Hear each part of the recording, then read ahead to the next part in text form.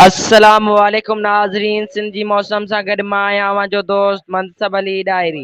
बरसात जो सिस्टम भारत जे सूबे राजस्थान मथां मौजूद, पाकिस्तान जे सूबे पंजाब, सूबे बलोचिस्तान, सूबे खैबर पख्तूनख्वा में बरसात जा वस्कारा जारी।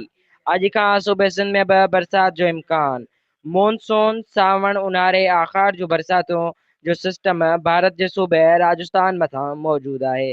इन आसार सां पाकिस्तान जे सूबे पंजाब जे मुख़्तलिफ़ इलाइक़नि में गजगोड़ खीमण तेज़ हवा बरसात जो सिलसिलो जारी आहे। अहिड़ी तरह बलोचिस्तान जे ओभर ॾखिण समेत सूबे खैबर पख्तूनख्वा जे बि मुख़्तलिफ़ इलाइक़नि में वस्कारा जारी आहिनि।